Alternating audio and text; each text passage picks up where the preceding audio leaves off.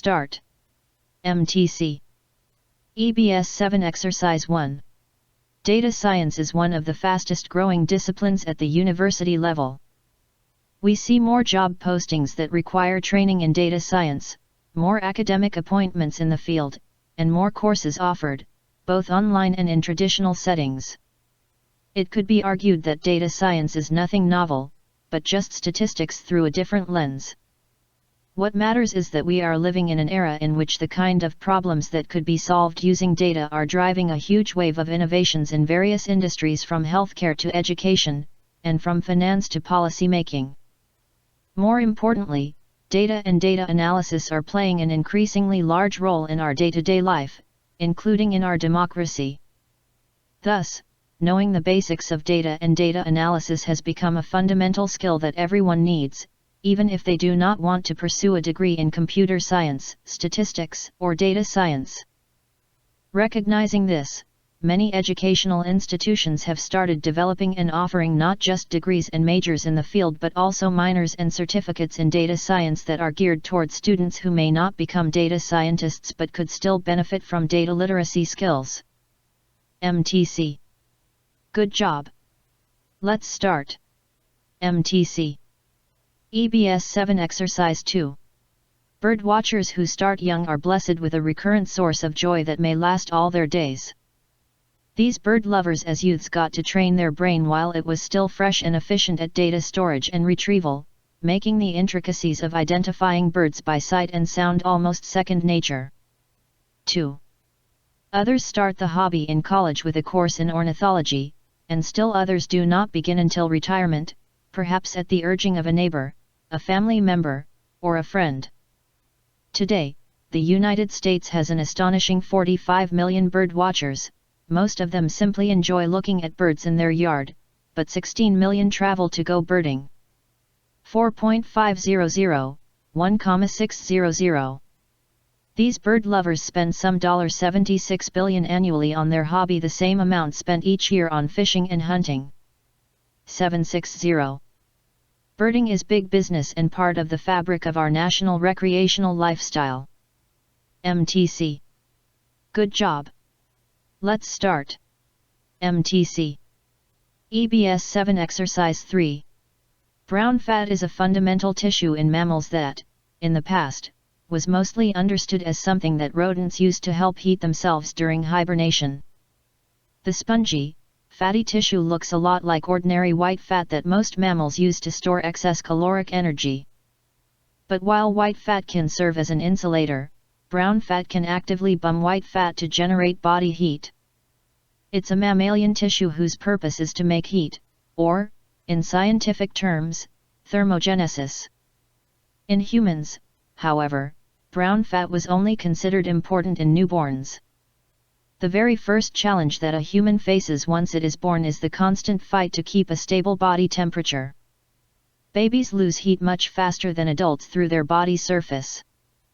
Unlike adults who can rapidly increase their core temperature through shivering, infants lack significant musculature and can't shiver themselves warm. Instead, they are usually born with a layer of chubby rolls of insulating white fat. When their core temperature begins to drop, brown fat turns on, sucks white fat from their system under the right circumstances, and releases heat energy. MTC. Good job. Let's start. MTC. EBS 7 Exercise 4. The world has witnessed three distinct ages so far: the agrarian age, the industrial age, and now the information age. Globalization, rapid technological change, and the importance of knowledge in gaining and sustaining competitive advantage characterize this information age. Traditionally, economists have seen capital, labor, and natural resources as the essential ingredients for economic enterprise. In recent years, it has been noticed that the new economy of the 21st century is increasingly based on knowledge, with information, innovation, creativity, and intellectual capitalism as its essential ingredients. 2.1. The shift to a knowledge-based economy results largely from developments in information and communications technologies. The facility to communicate information instantaneously across the globe has changed the nature of competition. A company's knowledge assets are inherent in the creativity of its knowledge workers combined with technological and market know-how. Information can now be delivered with such speed that companies must develop their knowledge assets to solve competitive problems. MTC. Good job. Let's start. MTC. EBS 7 Exercise 5-6. There is an abundance of evidence that residents of communities with high crime and congested traffic and air pollution do not exercise as much for fear of being outside. When we are speaking of low socioeconomic communities, there may be another factor with negative impact, a lack of amenities that promote exercise, such as parks, bike paths, and community recreation centers. In addition, low socioeconomic communities may not have large supermarkets that sell healthy foods, thereby requiring residents to travel outside the community for healthy food choices. That necessitates time and travel costs not experienced by residents of wealthier communities. These are but a few examples of the barriers to health and wellness encountered by some of your fellow citizens. It would appear that there is not much any one of us can do to change this state of affairs. However, local leaders can be lobbied to create healthier communities. For example, during budget hearings a group of residents can argue for a bike path to be built, or for leaders to negotiate with a large supermarket chain to open a store in the neighborhood, possibly offering them tax incentives to do so, or for making vans available at no cost to residents to transport those who need medical care to local clinics or hospitals. If you believe you have no control over factors that seem beyond your control, you will actually have no influence. If you refuse to accept this premise, you can be a contributor to the health of the community in which you live. MTC. Good job. Let's start. MTC. EBS 7 Exercise 7. The beauty ideal is changing. Beauty is becoming more important, and as it does so the beauty ideal is transforming into an ethical ideal. That appearance matters in a visual and virtual culture should not be surprising. Yet the extent to which beauty matters, defines meaning and identity, constructs the self, structures daily practices, and against which individuals are valued, or not, is not well recognized. Too often beauty is dismissed as trivial fluff, changeable fashion, not a serious subject for academic especially philosophical study nor, it is implied, is beauty something that serious people should take seriously. Whatever else beauty may be, it is serious stuff. It profoundly shapes our shared culture and individual practice, and is increasingly a dominant ethical ideal. Beauty matters to individuals as they navigate their lives. It matters because it makes lives go better or worse. It matters because it is something that very many of us spend time and money striving for. MTC. Good job. Let's start. MTC. EBS 7 Exercise 8. Most of the world's industrialized countries are joined by treaty in something known as the Paris Convention. Essentially, this treaty gives you the right, after filing in a member country, such as the United States, to file in another member country within 1 year, using the date of the original filing. 1. For instance, let's say you applied for a patent in the United States. In the meantime, 6 months later, a French manufacturer learns of your product and decides to apply for a French patent. 6. Subsequently, within the year of your U.S. filing, you also file for a French patent. 1.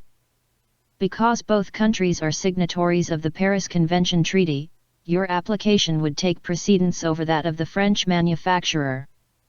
Conversely, if you never file outside the United States, the French manufacturer can copy your product and sell it at will throughout the rest of the world. MTC. Good job. Let's start. MTC. EBS 7 Exercise 9. What does it mean for art to speak a truth? The concept of truth in art is subjective, it can mean many and different things to each viewer.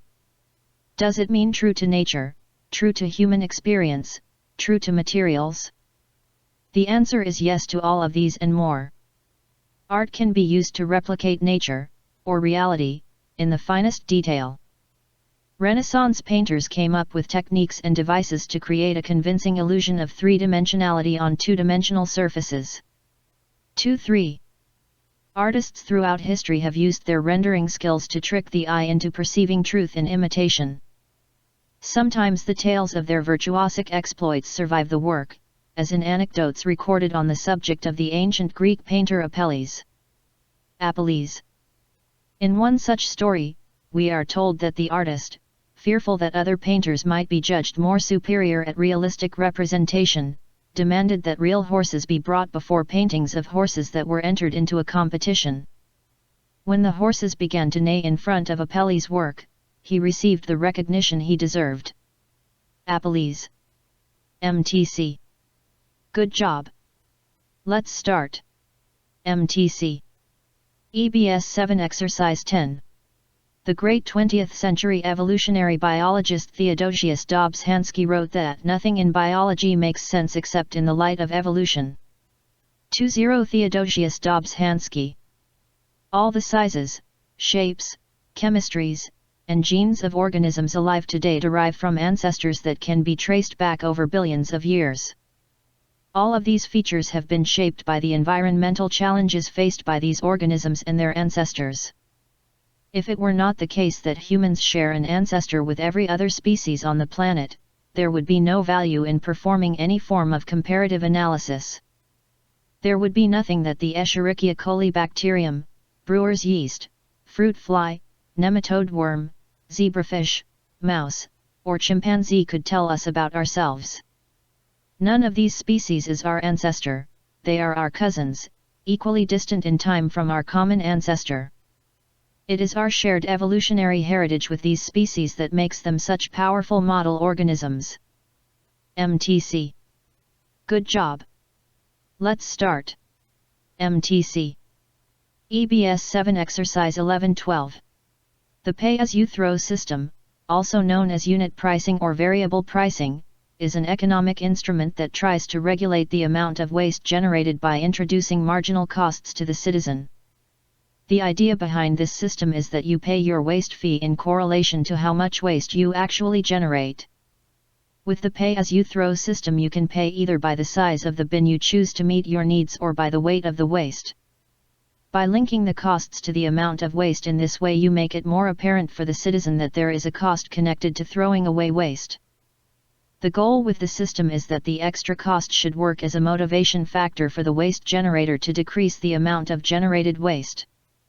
This could for example be achieved through increased recycling, since collection of recyclables usually is free of charge. The pay-as-you-throw system may have a baseline fee for subscribing to the service and a variable fee linked to the amount of waste, for example as weighed when collected.